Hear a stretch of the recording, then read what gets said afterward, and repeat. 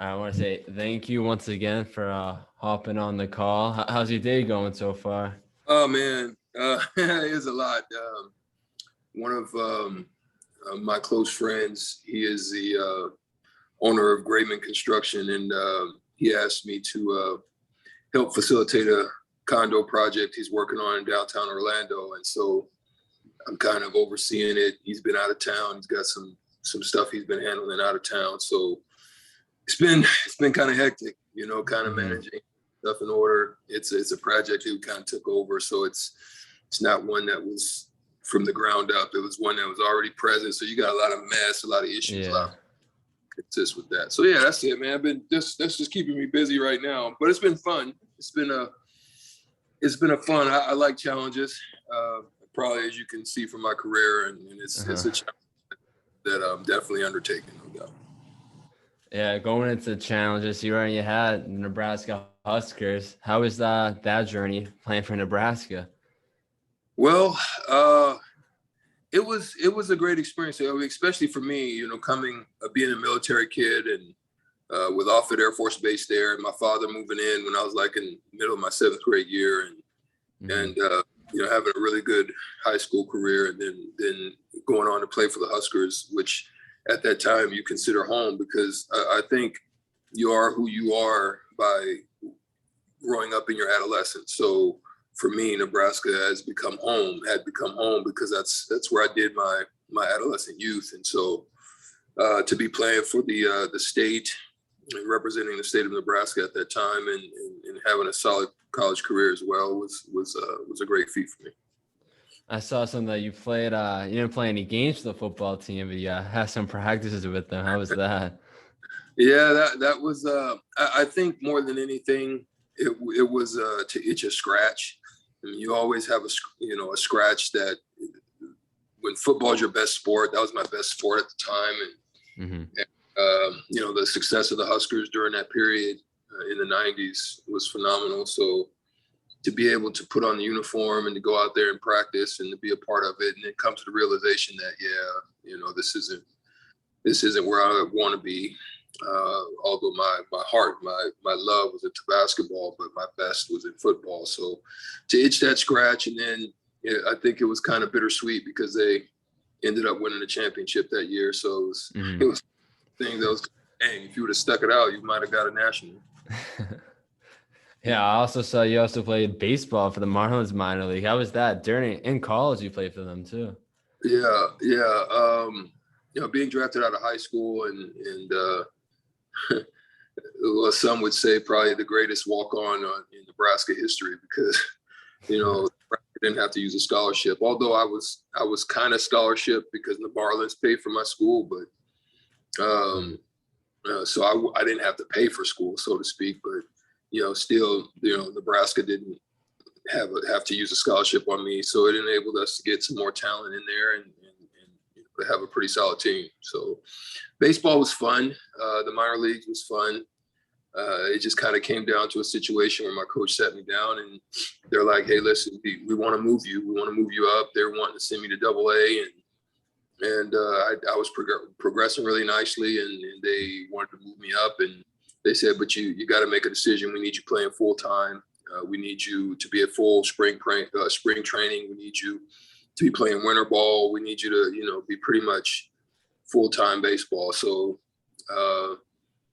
but they gave me, I'm not the smartest guy. I'm not going to sit here and act like I was a genius in my decision making. I mean, they made it pretty easy for me. He said, if you want to go and pursue basketball, go and pursue it. If it doesn't work out, come back.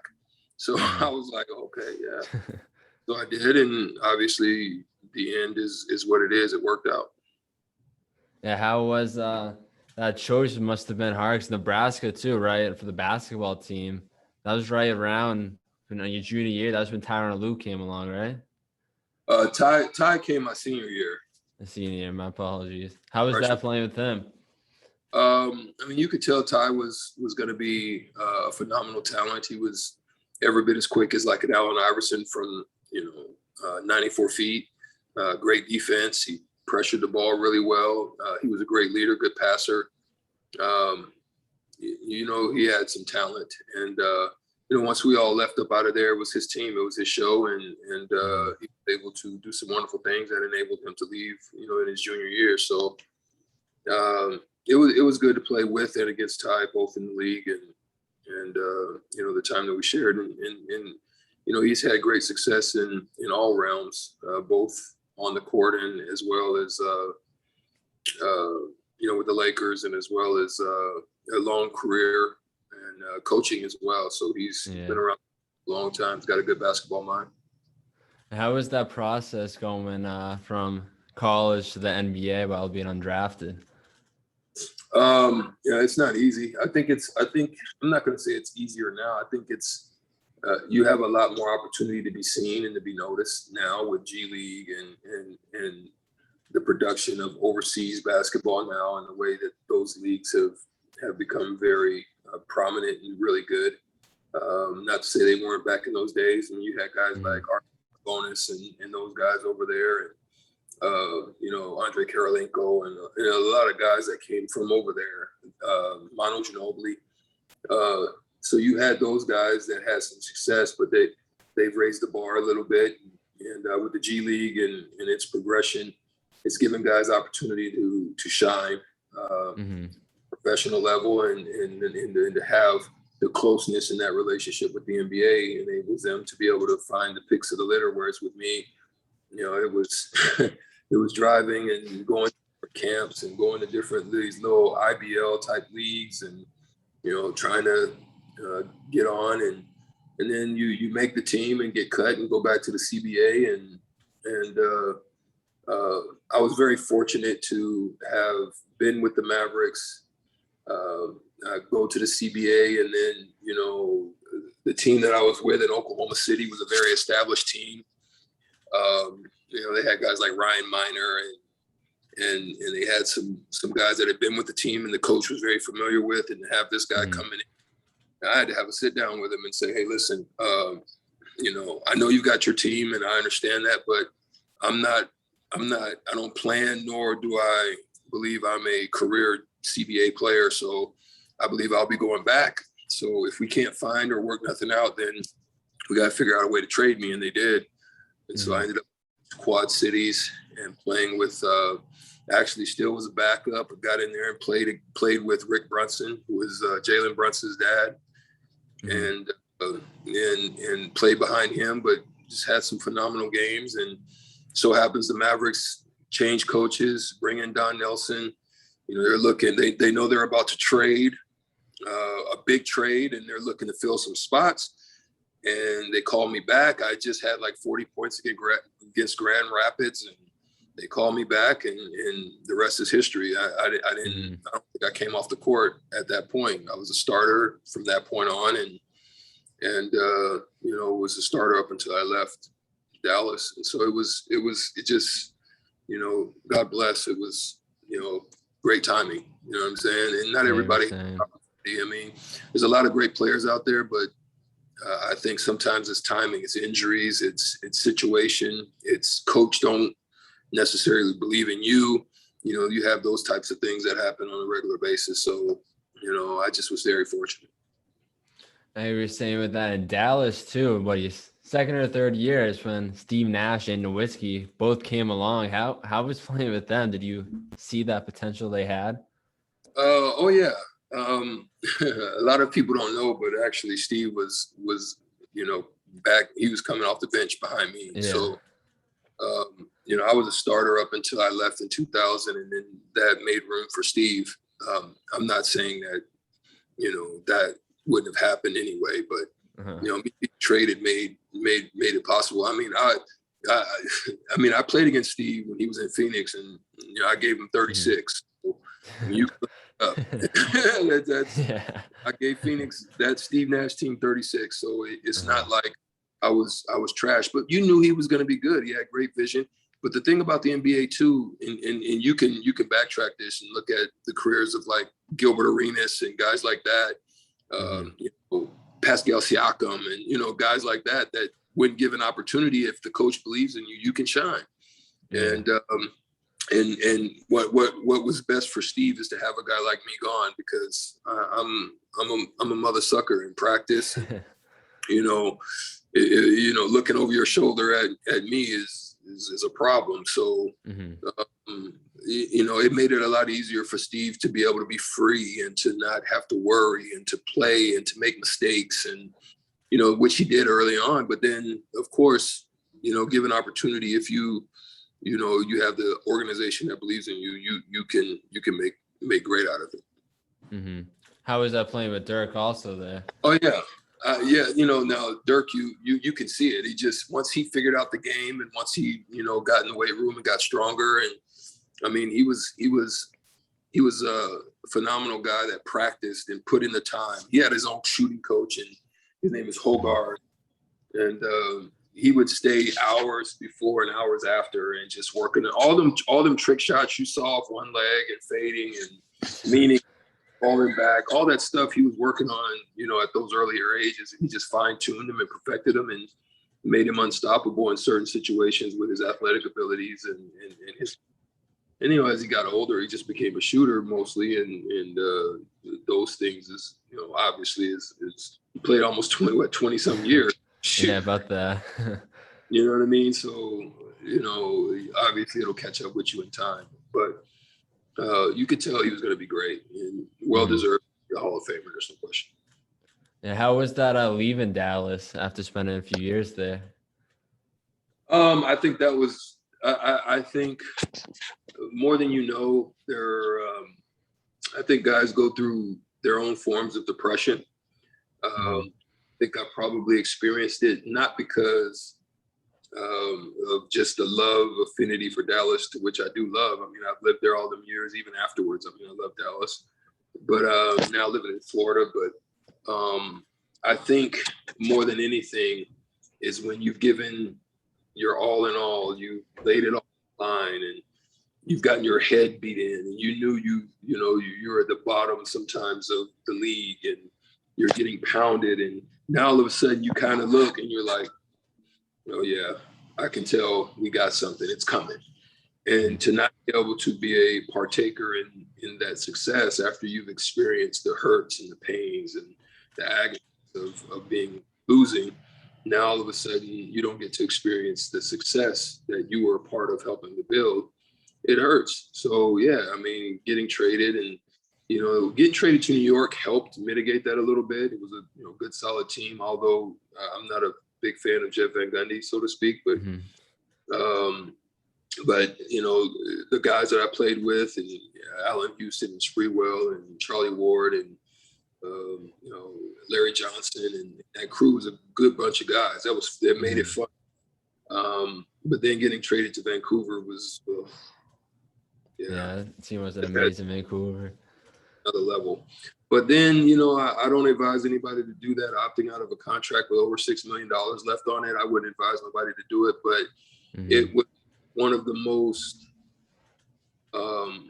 successful things, or let me say, it made me most happy because I ended up going to that Boston team that had a successful and wonderful run and got into the conference finals that year. So I may not have ever been there had it not been for me opting out of that contract and getting an opportunity in Boston. So I still wouldn't advocate for nobody to do that, but you don't get that money back. It's tough to give it up, but it still was fulfilling. I enjoyed the rest of my career playing with a good Indiana team before Reggie retired, and then playing with a good young bunch of guys up there in Milwaukee, and so it was cool. How was that Eastern Conference Finals run with the Celtics where you entered the starting lineup once Anderson went down? Yeah. Well, and that's the thing, I was able to produce. Once Kenny went down, I was able to provide those sparks that I was doing coming off the bench, and it kept us running and kept us rolling. I think the most disappointing thing about it all at the end of the day was Coach O'Brien not understanding that what kept us and made us successful. And sometimes when you start playing towards relationships, it can mess up the chemistry and the makeup of a team and its success. And to go with Tony Delk and instead of what where we were successful against New Jersey, where we 3-1 them in the season, and to go and switch the makeup of the team during the playoffs, I think it cost us that series. But hey, to each his own. He's the coach. He made the decision, and we came up short. You were saying that in that same playoff run, I saw something where a fan threw a drink at you in Detroit. What happened there?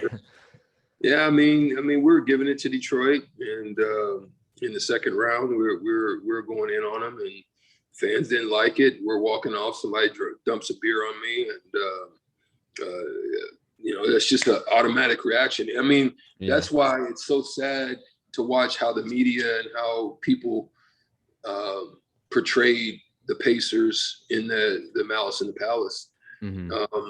All of that stuff was set up prior to that. I mean, they didn't have any. It's like they didn't have to. And you heard people say it. It's like, where's security? And there's none. That's kind of how it was. I mean, I climbed up there and I'm looking like, where's security? Whoever did, where are you at? And but no one. I'm glad somebody talked me off that ledge, and I didn't actually go into the stands. But yeah, it was all a precursor to what transpired in the Malice in the Palace a few years later, down the road. And a lot of that stemmed from, the lack of security and watchful eyes over the Auburn Hill fans. They just felt like they could do and get away with anything. I think teams like that there in Philly were real nasty, but they're loyal fans. They support their team, but at the end of the day, that kind of sparks. So when you have someone throw a drink on you, as they did with it's the same reaction. I mean, that's no less worse than someone spitting on you. So it's like a snap reaction. Like, what did you? And you obviously go towards the direction of where it came from, and so I can understand how it happened. And they didn't let people talk about that, and that's what was sad about it, because it all started, back in my time. Yeah, when you saw Malice the Palace happen, I know it was a year after you left Indiana, or 2 years. When you saw the news, were you surprised? No. When I saw it happen, not at all. It didn't surprise me. Yeah. The Indiana, and how were some of those Indiana and Detroit games when you were on the team? Oh, they're always intense. I mean, anytime you're playing, I mean, it's kind of inbred into their culture. That's just the way they play the game. They play it hard-nosed. It's a hard-nosed, hard-working city, and that's what they expect out of their team. And they ride for their teams like that. Even though Detroit has always been sad, they've always rid for their team in all their sports. And so yeah, it is what it is with regard to Detroit. I was watching some Paul Pierce highlights the other day, and I saw one of the plays. I was doing an ISO with Al Harrington. You came over to do the double team, and Al pushes you. What did you think of that during that moment? I might have even been on the court at that moment, and Harrington pushes you. Yeah, he pushed me away. I'm like, okay, bro, and of course, me and Paul not only played together and we were good friends on the team, but we also played against each other while he was at Kansas. He was a young freshman at Kansas as well, and so I was ready to take that challenge. But Al said, I said, okay. Took that eyeball sandwich. Yeah, was that during the playoffs too? So I know that was the first you guys lost in the first round, and it was pretty packed. I want to say it was in the Garden too.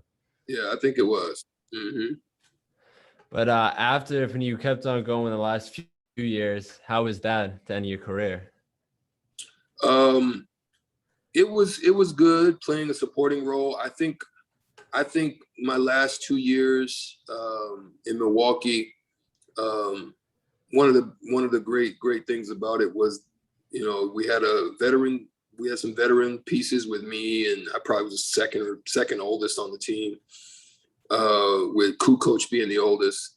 And we had a great young bunch of guys with Michael Redd and Desmond Mason and Dan Gazarich out of UCLA, and a few veterans on there with Damon Jones, and we had a TJ Ford who was consistently hurt, but and he ended up having that neck problem, so he never really returned to full speed. But when they labeled me a captain of the team, I think that was a great tribute to my career, is to have that respect of the team to label me a captain. So I thought that was How was it for about a year after, a little less, when you got the manager of business relations for the Mavericks? How was that?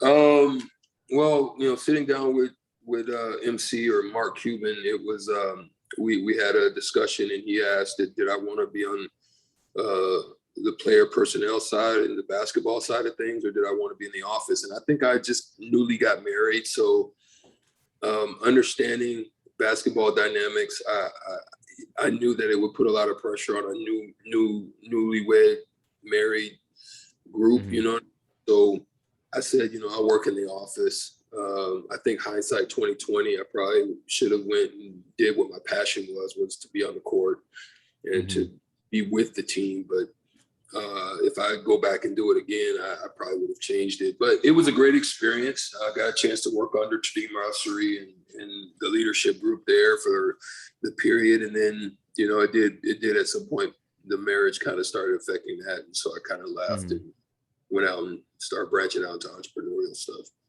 How was, I saw you did a little thing in the ministry. How big was religion to you throughout your whole journey? I always believed in God. I always had a belief in my Lord and Savior, Jesus Christ. But of course, life and things of life, you go through different phases and ups and downs and ins and outs. And I just really got to a point, I think right around my time, right before I left Indiana, is when it became real to me. So in Milwaukee, me and Michael Redd, we would have Bible studies, and we would, talk and hang and play dominoes and kind of try to keep our nose clean.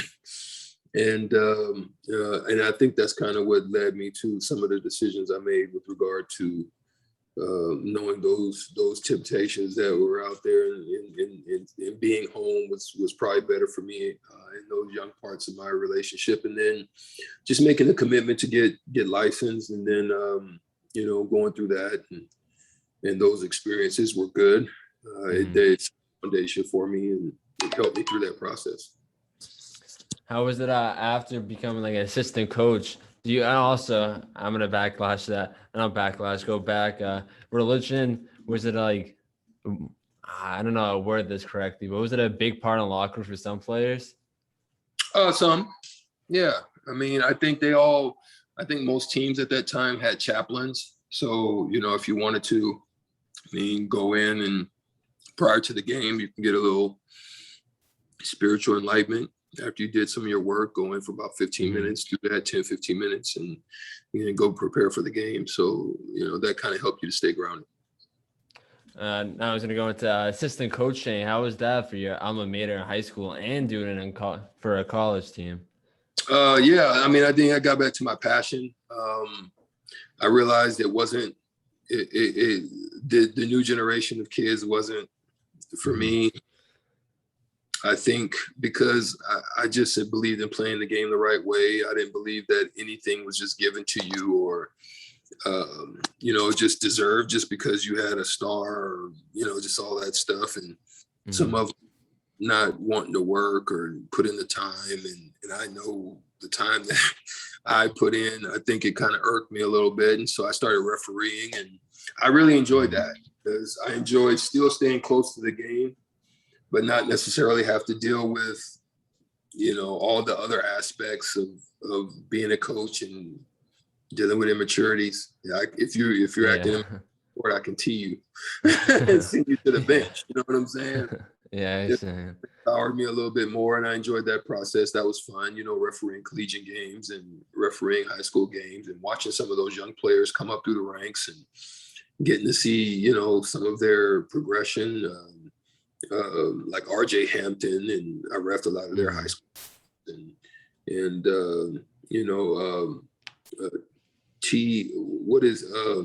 Oklahoma State, not Oklahoma State, but Oklahoma City. T. Ferguson. Yeah. Got to watch him all up there. at school, and then some of the AAU kids and some of them that came through, and I ref different high level, Under Armour tournaments, high level Adidas tournaments, both in Vegas, and their national championships and their regional championships. And there's probably some footage out there of me refereeing LaMelo Ball and Zion Williamson's game, and so I did. So to be around the game and still do that, refereeing and coaching, those I still worked with some kids and did some mentoring and stuff like that. So yeah, it was good. Who was the best kid you ever saw playing if you refereeing? And one of the best, I should say. I would probably say when I was at the top 100 camp, I got a chance to see what's big fella Towns, Big Town. Carl Towns. So, yeah, I could tell he was going east. Yeah, he was something different. Yeah, straight from Kentucky, but they won a year and was #1 pick, and I think they went undefeated that year in college, a Kentucky team, and just lost. But how was it after joining like the E-Play with the sports analytics company? Yeah, E-Play early on. I just saw the vision, but the name has changed now, and the idea of the company has changed dramatically, especially during COVID. We revamped it. So now the company is called cerebrosports.com. You can look that up. I mean, it's some phenomenal stuff that they're actually doing and helping recruiting, helping colleges be able to recruit better, helping, the NBA to be able to make long-term decisions about certain players, to help marketing organizations like Nike, Adidas, Under Armour to be able to decide on who they want to possibly push in a marketing pitch, who's got potential for good long tenures, to be able to help young men, young coaches to make decisions with regards to players, to have those discussions, those real discussions that you normally couldn't have at the younger levels with parents, to be able to sit down there and kind of give them, the real deal within the numbers.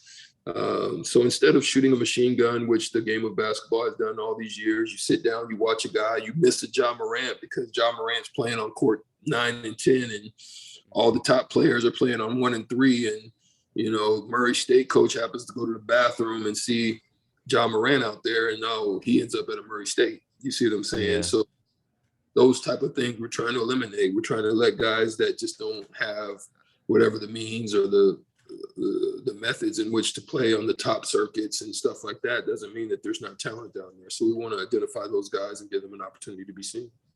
Definitely sounds like amazing thing.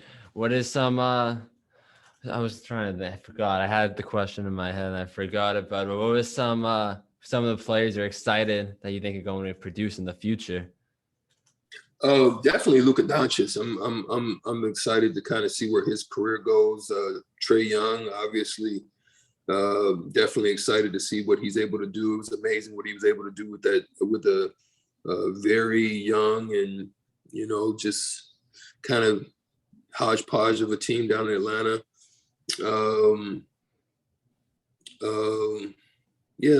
I think those two, and I'm looking forward to seeing, how LaMelo can exceed his brothers, the youngest, just kind of see how that plays out. But yeah, I mean, there's some definitely good young talent out there. The young fella coming in, I think his name is Jalen Green. He's been looking good. Yeah, he had a nice little stint with the Ignite CBA team. So it'll be interesting to see what guys like that are able to do. Kate Cunningham, he's from us, so obviously I'll be watching him to see how his career progresses as well.